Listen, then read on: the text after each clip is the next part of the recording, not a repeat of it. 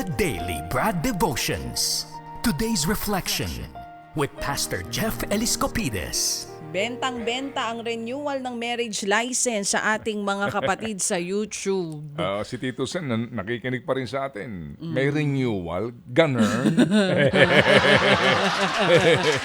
Ako Tito Sen, pagka nag-renewal of vows kayo ni Tita Helen, ni Ninang, kuhaan mo akong flower girl. Ha? Flower girl. Sabihin mo muna kung anong childhood mo. Kwento mo muna kung Mamaya paano natin ang childhood pag-usapan mo. yung farm. Andito na Okay. si Pastor eh. Ayan, Ayan, si Pastor, nakita mo. Ayan, okay, Bagong gupit. okay. Brad, go ahead, Brad. O nga, Tito Sen, kumusta? Ako na lang mag-renewal ng vow sa kanila ni Tita Helen kung gusto nila. Yan! Anyway, good morning po.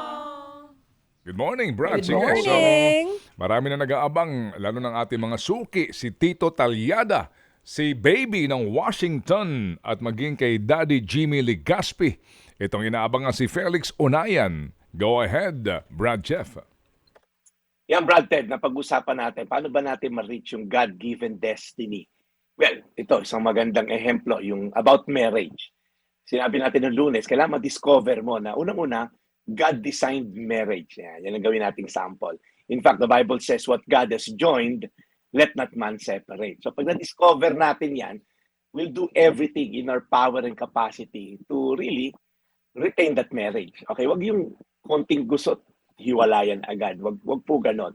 Ipaglaban natin hanggang huli. Kaya nga tayo sumama dyan sa babae o sa lalaki na yan. Really, is to have a destiny that God has for us a marriage. And of course, i-desire natin yan. Ang problema kasi sa ibang, again, sa lalaki, ang daming dinidesire. Okay? Ang dami laman ng puso eh. Okay, so diyan tayo magkakaproblema. Just desire one woman and eventually, kahapon, sinabi natin, and decide to be with that woman for the rest of your life. Yan.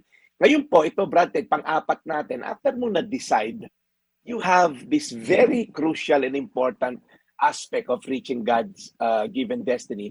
You have to discipline yourself. Puro letter dito, kung mapapansin nyo po.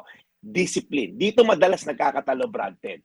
Madami umaabot sa decide, nag-enroll sa gym, alam mo yon, nag-decide magpakasal, okay, or nag-decide ka magbasa sa unang page ng libro, nag-decide ka mag-diet ng unang araw.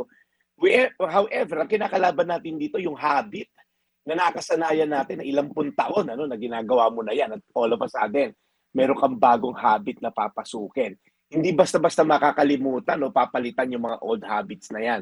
Kaya nga, yung unang salvo natin sa first day na sa gym, we dread the idea ng going to the gym. Yung unang linggo mo, instead of going to the golf course, nagsimba ka sa simbahan, medyo challenging yan. Pagkain mo ng vegetable, reading your Bible, yan po yung ang mga desisyon natin na ginawa, ang hirap i-discipline. Kaya sabi sa mga Hebreo 12:11, lahat ng disiplina habang dinaranas ay tila hindi ka nais-nais, kundi masakit. Subalit pagkatapos, ito ay magdudulot ng mapayapang bunga ng katuwiran sa mga sinanay nito. Ang ganda, Brad Ted, nung sinabi, tila hindi ka nais-nais. Ang keyword po yung tila. Yes, papalag yung old habits, but if we stay long enough, you continually go to the gym, you continually date your wife, you continually love your mother-in-law, eventually you will find delight. Pag bumigay ka, you dread the idea of going to the gym. If you stay long enough, you will find delight. Alam niyo ba si Manong Ted, kala niyo hindi delight yung pagising ng alauna ng madaling araw para maaga dyan sa trabaho? Delight sa kanya yan. Sa atin lang, hindi delight yung pagising ng ganong kaaga. Pero through discipline sa ilang taon ni Ted sa industriya, delight na sa kanya yan. Kaya whenever we see successful people, like mga athletes, Manny Pacquiao, Heidelin Diaz, gusto mo yung reward, gusto mo yung championship ring. May disiplina po ba tayo? Yun po yung tanong. Gusto mo lang yung acknowledgement sa ring, okay, sa boxing ring, pero meron po ba tayong discipline to get there? So, tiyaga-tiyaga lang po. Ipurso natin yung destiny ni Lord. Anong ending? Magdudulot daw ito ng mapayapang bunga and righteousness to those who have been trained by it. So, ulitin ko, mga Hebreo 12:11. Lahat ng disiplina habang dinaranas ay tila hindi ka nais-nais kundi masakit. Subalit pagkatapos nito, ito ay magdudulot ng mapayapang bunga ng katuwiran sa mga sinanay na to. Panginoon, salamat po. Dahil meron kang destiny for us. Even our marriages. Gusto mo, Lord, ng mapayapa at magandang pag-aasawa.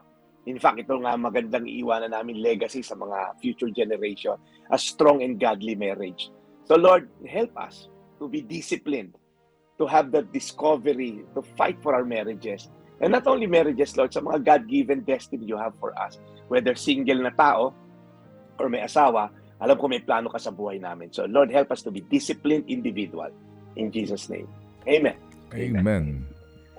Panginoon, salamat mo muli sa pakikinig po sa magandang balitang inihahatid ng The Daily Brad. Alagaan niyo po lagi si Brad Jeff. Keep him safe and protected. Guide his mission. At salamat po muli sa kanyang panahon na binibigay po sa aming programa. Lord, alagaan niyo po ang lahat ng mga nakatatanda na ito po ang inaabangan sa aming programa, ang The Daily Brad. At Lord, alagaan niyo po ang lahat po ng mga magulang na nakikinig ngayon sa aming programa sa usapin po ng kanila pong pagsasama. In Jesus' name we pray. Amen. Amen. Amen. Amen. Okay, Brad, mukhang ikaw ay may mga pagmimisyon pang gagawin. Ano bang Yes, unahin mong Brad. lilinisin? Banyo o kusina? Tapos na yun ng Monday, yung mga Oo. ganyang klaseng galawan. Tapos na ang kanyang husband duties. Linis na ang bahay, Brad Ted. Lunis na lunis. Yan. Sige, Pero so ngayon, punta ka Brad, naman sa may binan mga mo. ano lang. Doon ka naman maglinis sa binan mo. Napakasipag naman. Talaga ipagtatayo siya ng rebulto ng kanyang biyenan pag ganun. Oo nga. Napalapit nga Nasa Marikina na ngayon Ay, Parang nandyan na lumalapit sila. sa akin. Hello po. Oo. Kaya bala kong lumayo. Kumapit sa'yo, ikaw lalayo eh. Oo eh. Sige. Okay, Brad, we'll see you tomorrow. Alright, Brad Ted.